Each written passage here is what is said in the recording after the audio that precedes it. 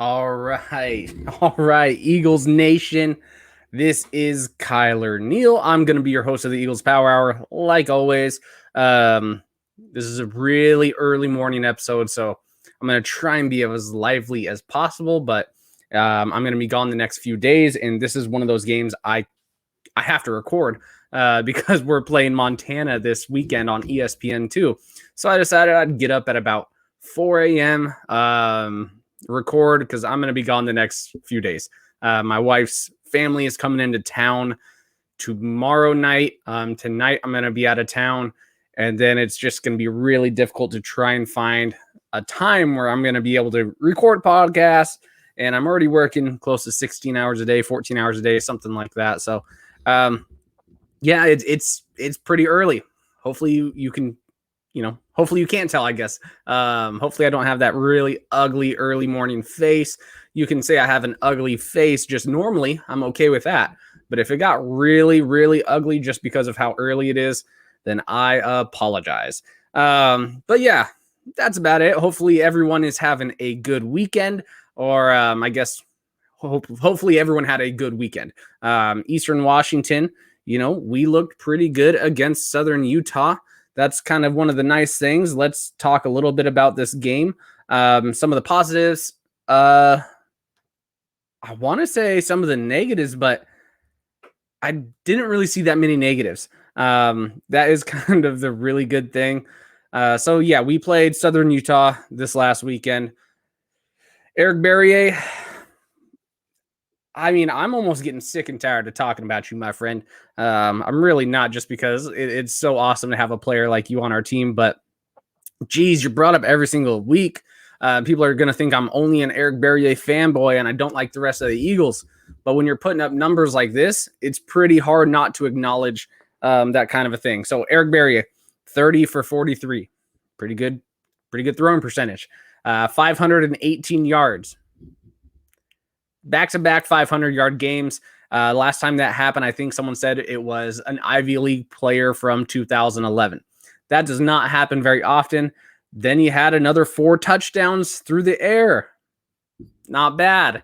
4 touchdowns, 0 interceptions. When you're looking at the stats on the season, it is a little bit ridiculous what type of things you're doing. I did a little bit of the math, and maybe you guys saw it on Twitter.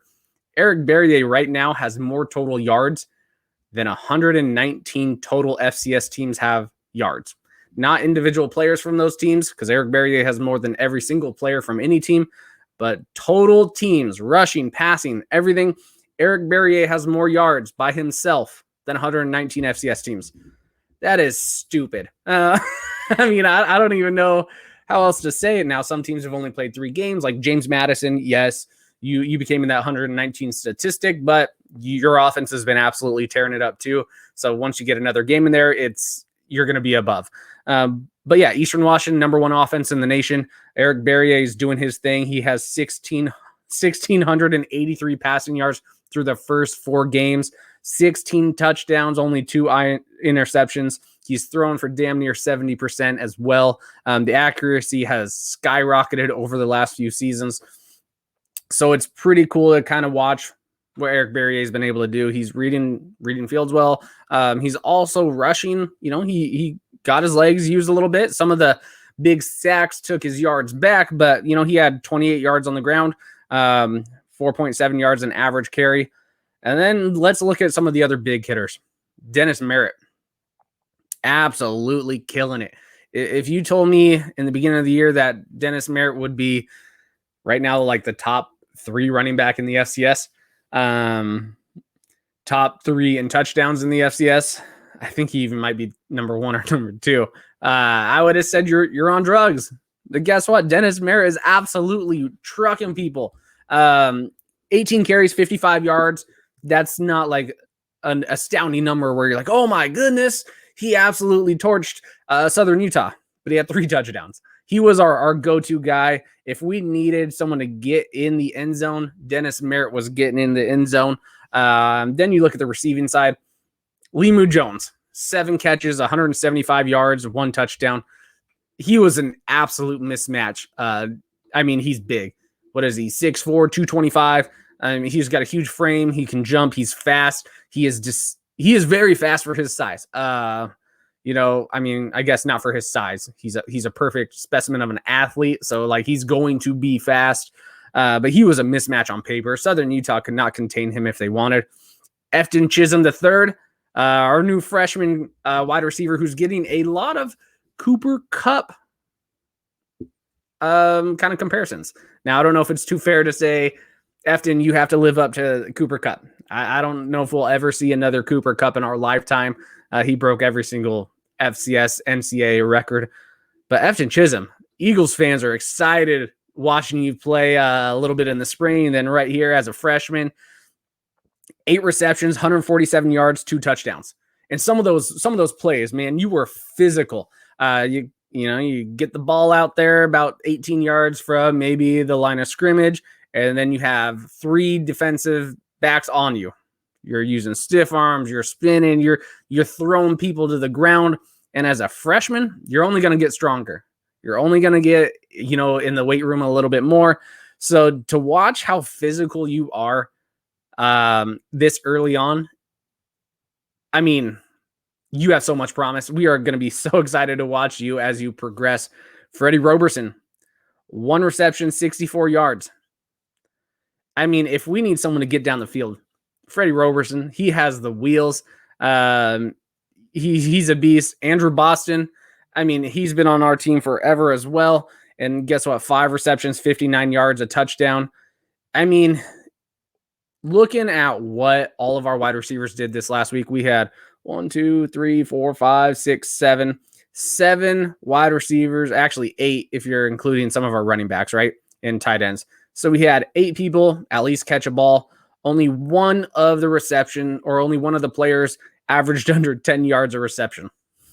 That's so dumb. And it's Dennis Merritt. He averaged 9.3 because we were using him as, your screens and stuff like that. So, yeah, man, overall, fantastic game for the Eastern Washington offense who, let's see what we accrued. 673 total yards. Okay, awesome. Now, last weekend when we were talking about Western Illinois, and everyone said Eastern Washington has a horrible defense, yada, yada, yada. I kind of said we didn't look good on defense. I mean, that's a given. We did not look good on defense when you're letting Western Illinois score that many times to kind of end the game and actually make it a game. But when you watch the game, we were absolutely blowing through them until we started cramping, until we started gassing. I know it's really hot over there. Well, we came back to Southern Utah and we played, I think, a phenomenal defensive game for the most part. I'm happy giving up a touchdown 3 out of the 4 quarters, 1 touchdown. I mean, when we're playing against 99% of the teams, if someone's only scoring 21, we're going to win. I don't think many teams can hold us below 21 points. So defense, you did exactly what you're supposed to do, especially because of how many times our offense was on the field and scoring in quick drives. You held your own. So total yards, we had 673 compared to Southern Utah's 340. Fantastic. Passing yards in Justin Miller's. Let's give some props to Southern Utah's quarterback, Justin Miller. That guy, he can read a defense. He knew where to put the ball in specific pockets and specific holes when we were running zone and even man. I got to say, Justin Miller, it's impressive watching you play. I do think you are one of the top tier quarterbacks in the Big Sky. So I was excited when we held him to 239 yards. He went 26 for 37. He was an accurate quarterback. He put the ball where he wanted. He didn't risk it that much. He wasn't one of those quarterbacks that was going to, throw it down the field a lot.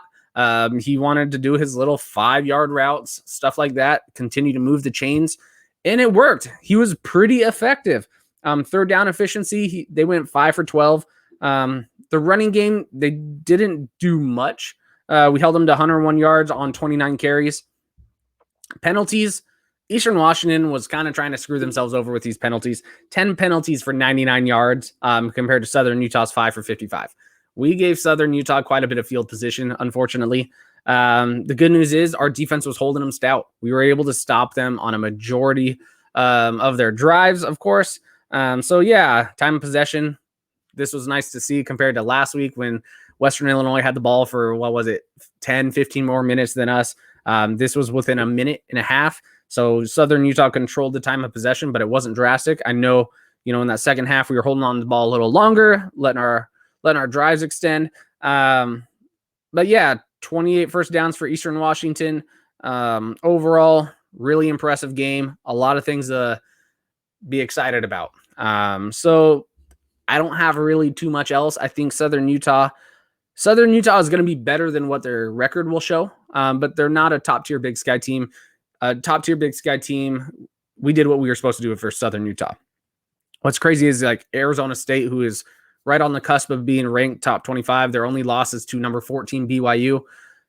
We beat Southern Utah at Southern Utah more than Arizona State did. So when you're looking at that, a lot of hopefuls. But yeah, a Big Sky top tier team, maybe the top 3 in the Big Sky, is supposed to do this type of thing to a Southern Utah. But we sent Southern Utah to the WAC with another loss. So that was always nice. I did not want to see any type of Southern Utah fans going to the WAC going, haha, we dominated the Big Sky, and that's why we're leaving the WACs better. Guess what? You got murdered. You did play well, though. I'll give you that. You played well, but it was not that close of a game. One thing I do also want to give props to Southern Utah for is the whole broadcast team. The camera angles I thought were fantastic. You made watching the game really easy, where like last week, Southern or Western Illinois, it was tough to listen to. It was tough to see. There was only like one camera angle on the field. It just wasn't a quality game to watch on TV. Like the actual outcome, super exciting, but actually watching the game on TV, it was boring. It wasn't well done. Southern Utah, you did a fantastic job streaming this game on ESPN Plus.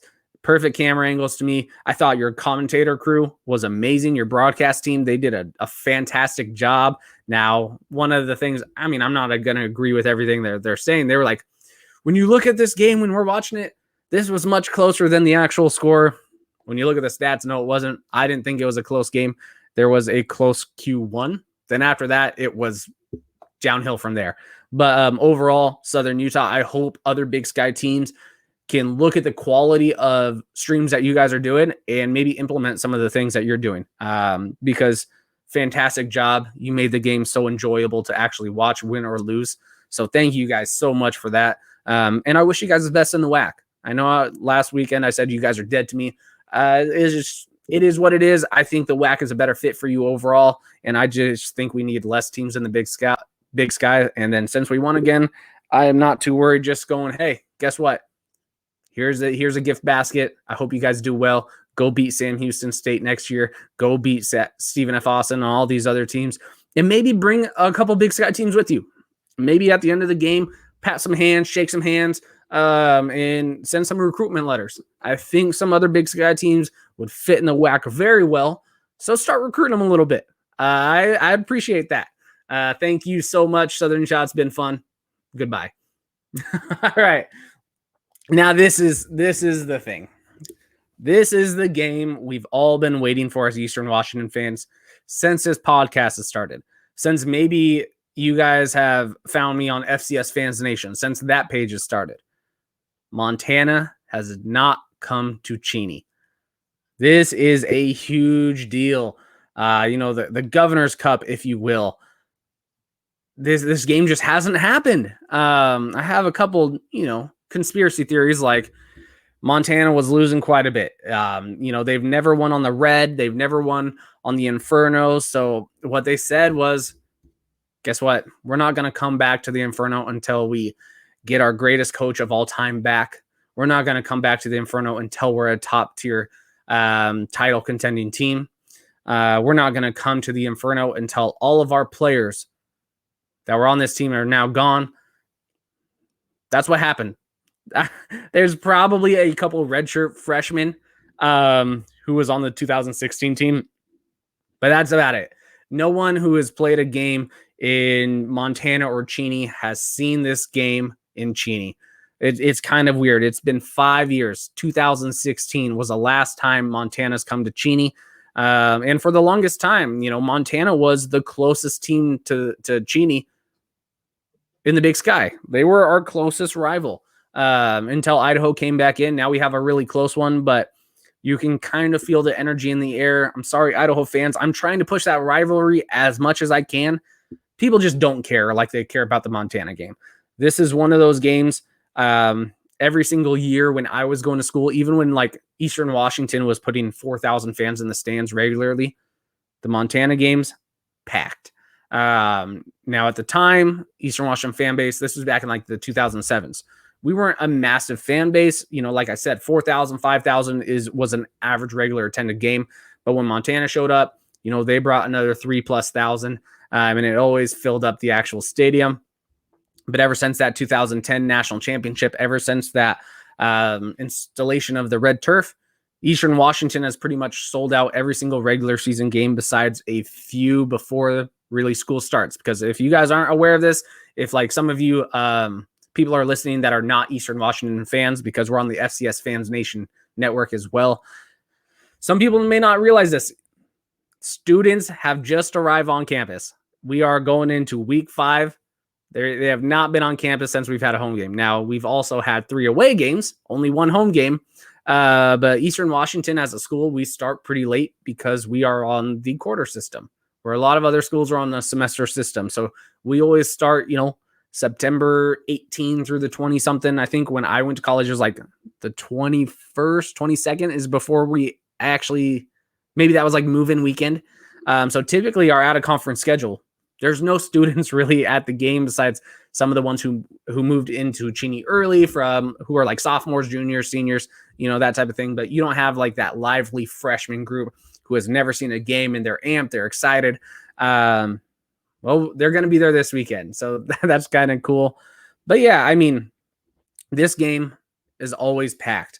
When you look at maybe the last 2 times Montana's come, and just remember some of the people who are not Eastern fans. Our stadium is only, 8,600. It is one of the smaller stadiums in the Big Sky, one of the smaller, bottom 20% stadiums in the FCS as a whole. But in 2016, the last time Montana came, and this isn't when Montana was a phenomenal team. They were still, a top 20 caliber team. I think they finished the season that year. Yeah, they finished the season pretty bad, 3-5. That was a losing record for them in the Big Sky. They still had a winning season, but they had a tough road in the Big Sky. But they came to Cheney, Washington, 11,000 fans in an 8,600 seat stadium. Okay, now you go back to 2014, and this is what I think this game will resemble more in terms of atmosphere. Almost 11,500 fans. When you're looking at Roos Field, let's see. The record attendance was September 18th, 2010, when we were doing kind of the opening of the Inferno at 11,702. Standing room only. I mean, I have a picture of it as well in my office somewhere, but I mean, it is packed, jam-packed. That's what this type of game is going to be. Also, what makes this really exciting is Montana's ranked top 5 in the nation. Eastern Washington is ranked top 6 in the nation, or top 7. I forgot if we are number 7 or number 6. It's on one of my computer screens. But we don't get a lot of these top 10 matchups, or at least we haven't this last decade. So this is going to be exciting. Again, no student at Eastern Washington has experienced a Montana game in Cheney, besides maybe those 8-year seniors, 6-year seniors, those 5th-year seniors. But the average student has not experienced a game of Montana come into Eastern Washington. You guys will see this is a different atmosphere. You guys will see this team will actually travel as well. I don't know how many allocated tickets we gave them, but Montana travels. They put up a hell of a fight. They put up a hell of a show. Their fan base is good. They have an amazing fan base. But yeah, this is going to be an atmosphere you students do not want to miss. So please reserve your tickets. We're only allowing 2,000 tickets for students. Now, I know that seems like a lot because when you look at most of the FCS games, the student section is less than 500. Our student section is going to be packed. 2,000 tickets. They're going to cram them in there like sardines.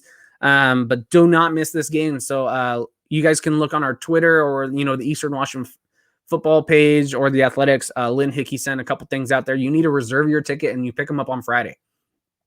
only the first 2,000 will go. And if you don't, you're going to have to buy a ticket if you really want to go. And on the resale value, I saw the other day that one of the end zone bleachers, like the more of the portable ones, now they're there the last few weeks. We don't really move them too much unless we have to, but they're not permanent bleachers. Those are going for $130 on the resale value. That's the market for this game right now. I asked on the FCS Fans Nation page, how many? I kind of asked, what is the average cost for season tickets for all of you different teams? I think only NDSU, from what I saw, had more expensive season ticket prices, or at least, double this single game. But a majority of them, single or season tickets, were either pretty similar to this one game cost or quite a bit less. So guys, this is a huge game. It's on ESPN2. Again, I kind of talked about that last week, but the importance of us signing a deal with ESPN instead of Pluto. They saw this game. It's supposed to be on ESPNU already, but they saw this game and said, Montana's going to be undefeated. They beat top 20 UW, who UW looks like trash right now, but they beat top 20 UW. Eastern Washington, they're going to be undefeated. They beat another FBS team. They have the Walter Payton favorite, Eric Barrier, who is lighting up everyone. I mean, anytime he steps on the field, you're hearing praises from the other coach. He's got a great arm. He can do everything. This is a primetime game, so ESPN decided this should not be on the U. We're going to the 2. So it's a night game under the lights, ESPN2. Eastern Washington's having a blackout. So guys, wear your black. Get it real excited because we're going to be wearing all those murdered out black uniforms from helmet to toe. It's going to look pretty sweet. But let's talk again more about this rivalry. So Montana all-time leads 27-17, right? For some of you that aren't aware, you're like, that's not that many games. Why is this a rivalry? Well, Eastern Washington was not Division I like Montana was for the longest time. We came in the 80s, right? So it is what it is. But for the last 20 plus years, the reason why this became a big rivalry across the Big Sky, and I mean, some Montana fans won't admit it, but outside of the Cat Grizz game, a lot of them, this is still their most important game that they will see on the season. This is still the one that they get really amped up. I get a lot of messages saying, I wish we were still protected rivals over, some of the other teams we're playing, especially Portland State. That is stupid. But we were, two of the closest teams in proximity to each other. They were our closest. We were their second closest until Idaho came back. But if you look at the last 20 plus years, this rivalry has gone back and forth. We were competitive for a lot of the time in Missoula, where not a lot of other teams were. They got the better of us in Cheney a few times before we installed the red. Now they have not won at all. But it was typically whoever won this game put themselves in a prime position to win the Big Sky. When you're looking at these two teams as a historic program, Montana, number 1 program in Big Sky history. Eastern Washington, because of the success of the last 12 years or so, we've kind of moved up into that number 2 spot. When you're looking at full resume, Boise State probably could have been at number 2 if they stuck around, but they had high hopes, high aspirations, and they moved to the FBS. But this has been the number 1 and number 2 top program in the Big Sky history, and they've really picked apart everyone the last 20 years. I mean, even longer than that. Montana kind of ran through things in the 90s and 2000s. Eastern Washington's kind of ran through things now. And then when Montana and Eastern Washington stopped playing, now you have this Weber State team who's, winning the Big Sky the last 4 seasons. Probably because Montana had that bad juju and they haven't come to Cheney. That's only after they stopped traveling to Cheney is when Weber started winning. So Montana, you did that to yourself. Weber's winning only because you're not coming to Cheney. Now you're coming to Cheney again. Weber's already lost. They're ranked below us again. So guess what? The juju's back. It is Eastern Washington, Montana. Those are your 2 front runners. Besides UC Davis and Montana State look really good as well. Maybe they're going to be the front runners this year. The Big Sky looks tough. But since I've been to school since 2007, I mean, the games have been back and forth pretty much. I mean, you get on a little bit of a run. Montana won 2007, 2009. So they won a bulk of the time I was in college. And then, 2010 happened and Eastern Washington turned it completely around, and we're not the same program. But Eastern Washington, since I've been at school, is up 7-6 in terms of games. But again, Montana leads 28-17-1. But the first 8 games or so that we've ever played Montana, we were NAIA. They were in the Pac-10 or Pac-8 or something like that. It was kind of like when we're playing a Central Washington or a Western Oregon. So they jumped out to an early lead. So they probably had 7 wins, and we had 1 during that. Where even you can go further. But since we've been Division I, it's actually been a much closer race, and there's been a lot of games decided by 1 possession. Of course, there has been a few blowouts. We can talk a little bit about the last time we played, which was 2019. Montana beat us 34-17 at Wall-Grizz. That's a team that's going to resonate with all of our players, all of their players. We started off really hot. Started to fall at the end of the game. That's kind of what's going on. Last time they came to Eastern Washington, we beat them 35-16.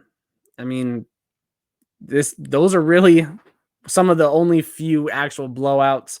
When you look down through the whole resume list, there's been a lot of close games.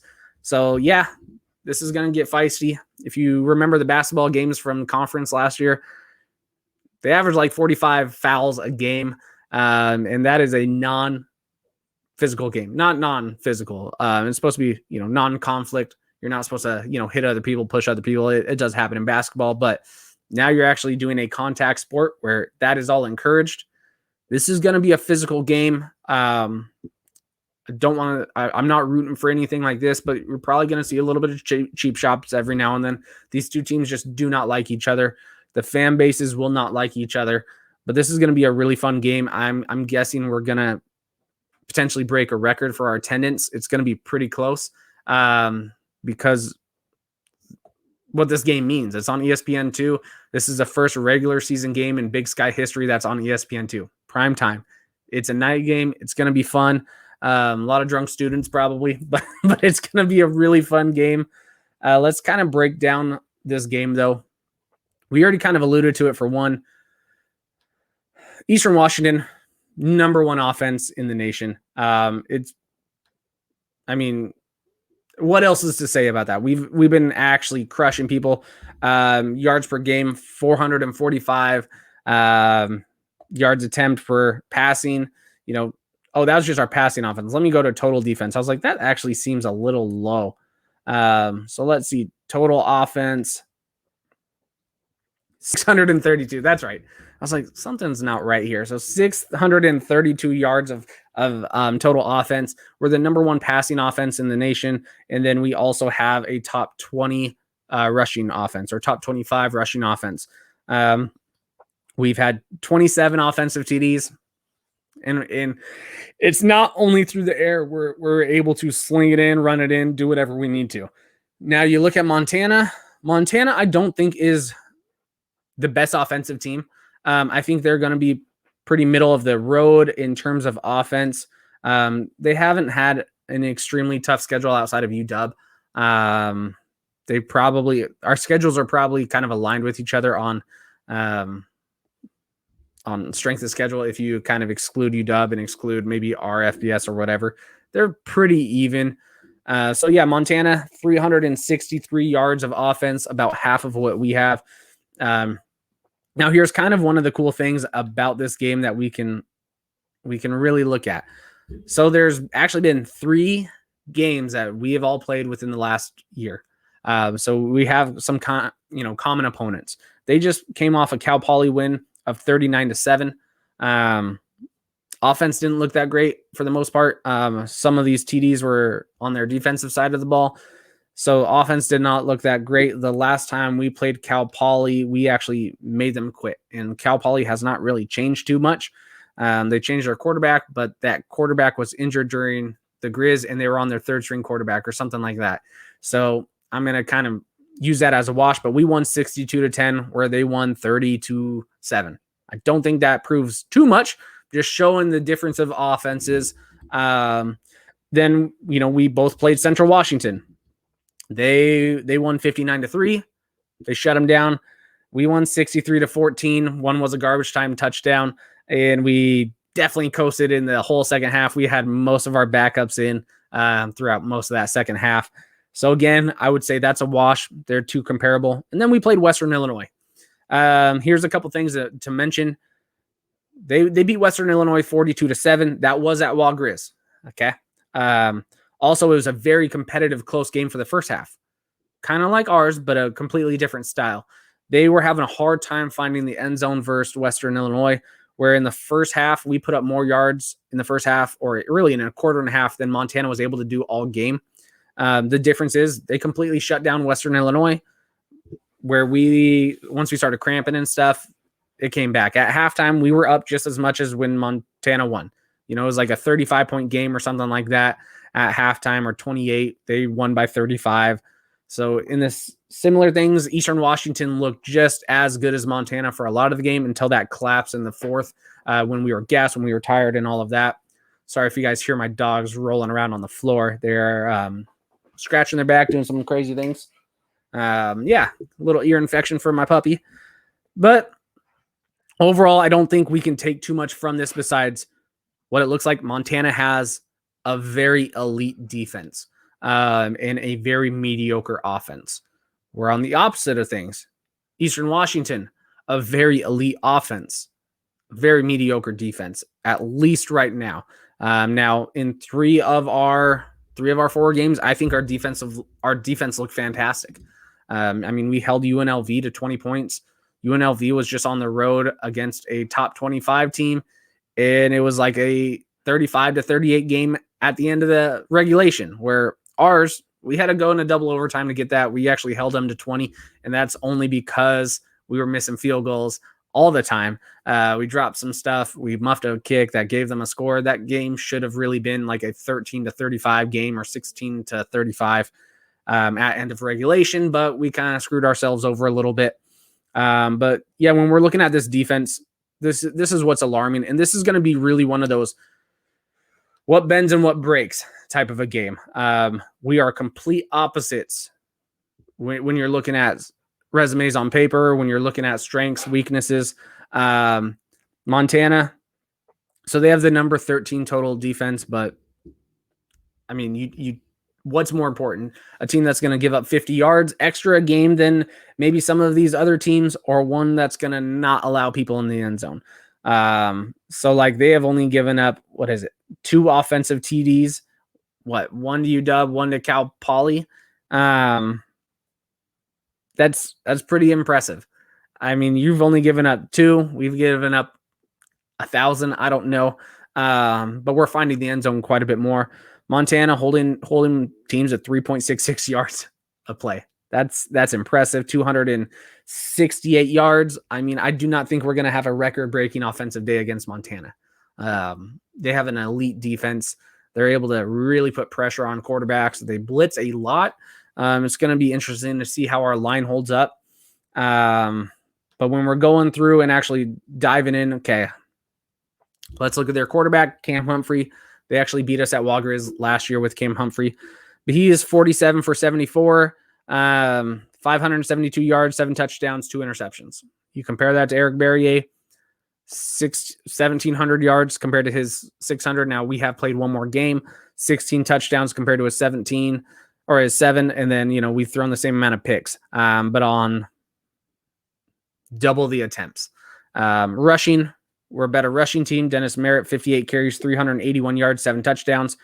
Childs is their leading rusher right now, 37 carries, 143 yards, 1 touchdown.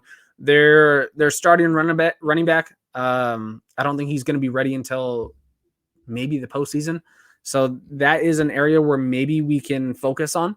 And then they're receiving. When you lose Toure to Nebraska and you have Akim still there, this is kind of why one of the things when everyone was saying Akim's going to be a Walter Payton hopeful and favorite, I was like, I don't think so. I don't think he's going to have that impressive of a season, because now he's their number 1 wide receiver in terms of talent, in terms of athletic ability. He's going to be covered by the best DBs, where last year, everyone was covering Toure, or he's going to be double teamed.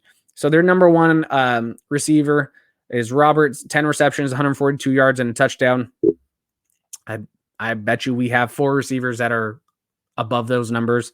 So Limu Jones is our leading receiver right now, 23 receptions, 345 yards, 2 touchdowns. Efton Chisholm's up there. Andrew Boston's up there.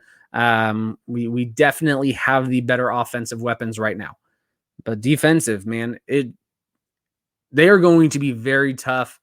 I don't really know how we're going to win. I also don't know how we're going to lose, if that makes sense. This is one of those games where I can see it as an Eastern Washington 20-point victory. I can also see this as a Montana 20-point victory. Maybe they completely shut us down and they're able to do just enough on offense to really pull it apart. I can also see this being a 50-50 game.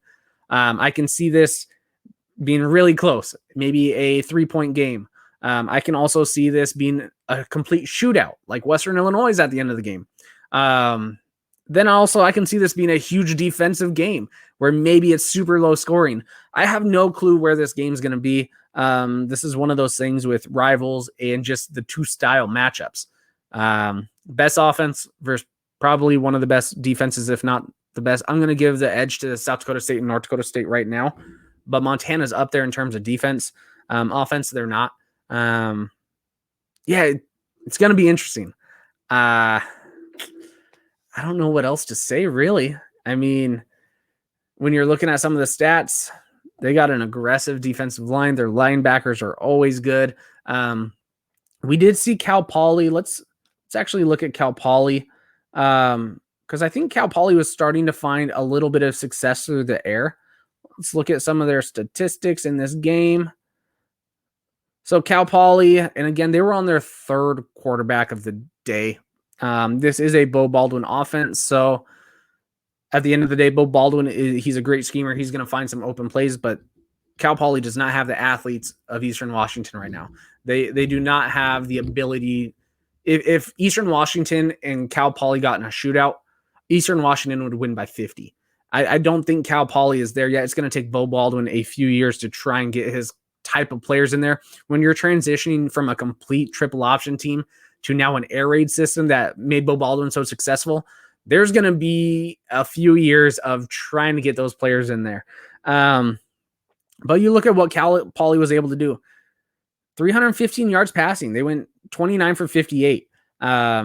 They threw 2 interceptions, and I think one of them was a pick 6 or pretty close to it.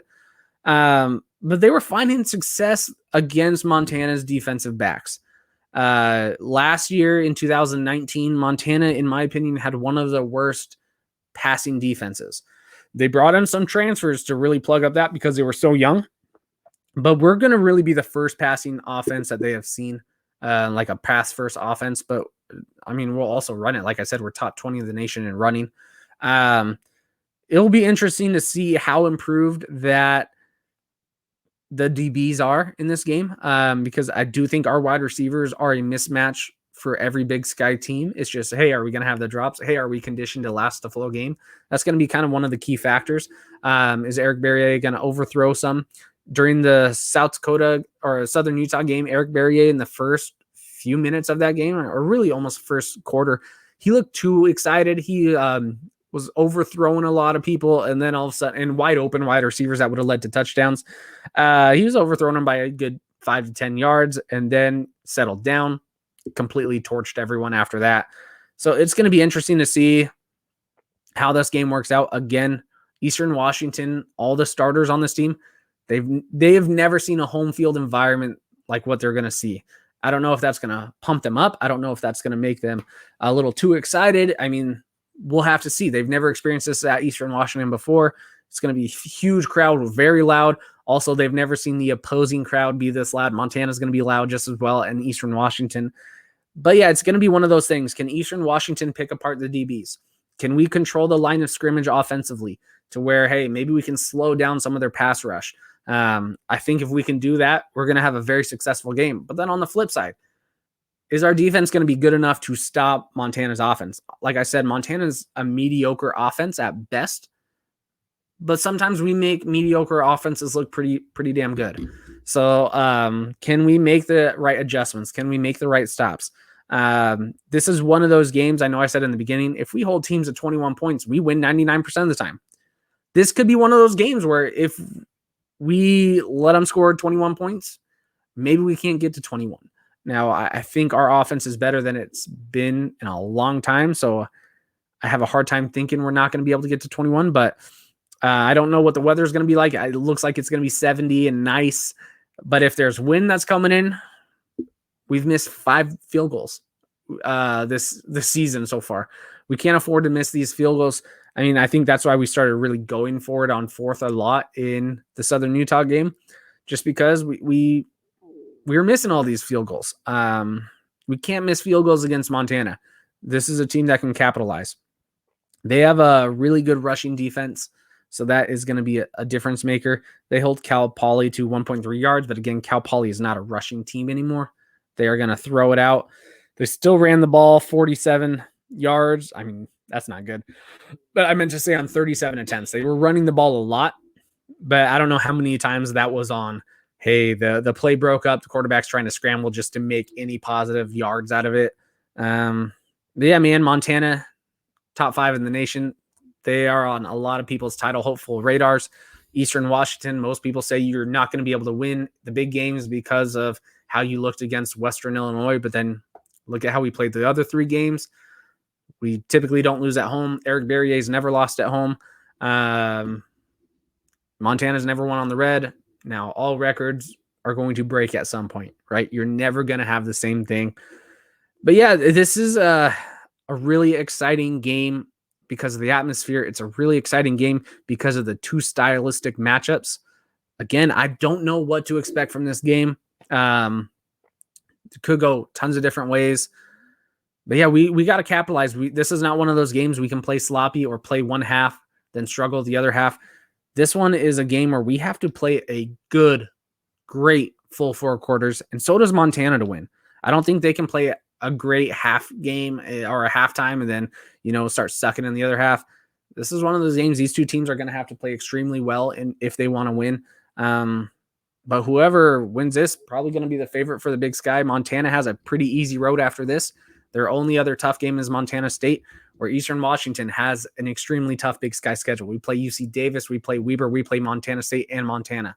So that's where we're at. I hope it's everything that it's made up to be. I hope we break the record attendance. I think it's going to be standing room only. I hope it's a good showing on ESPN2. It's a night game, so now people can't complain about it's too bright, because there's going to be a lot of black around it. I think the red field's going to pop. I don't think it's going to give anyone migraines. And if you guys are saying it gives me migraines, who cares? Go get glasses. Go get LASIK eye surgery, you bums. Fix it. No one cares. We like it. And my dog's trying to get out. So guess what? We are just going to end on one final thing. We're going to do a score prediction. Like I said, I have no clue what to expect on this game. No clue. It can go so many different ways. But I promise you, Eagle Nation, I will never not be biased in a pick against Montana. I will never say Montana's going to win for sure. That's never going to be my score prediction. I can promise you that. I'm going to be biased. I don't care. You guys can call me biased because I'm never going to give the opportunity to say Montana's going to win out of my mouth unless I'm mocking them. So Eastern Washington, we pull off the victory in Cheney. It's a tough place to play. It's going to be a roaring crowd. I'm excited. But I say we win 31-27. I think it is going to be a close game. So that's my prediction right now. I hope you guys all have a great rest of the weekend. I will be posting this Wednesday morning right before I have to leave for work, but I needed to record it early today. I'm still a little sleepy, so I'm going to go grab a coffee and then head out on the road for work today. But hey, guys, go Eags, beat the Grizz, F the Grizz, all of that stuff. It's going to be a fun little rivalry week for us. And I hope you guys are all safe and all that jazz.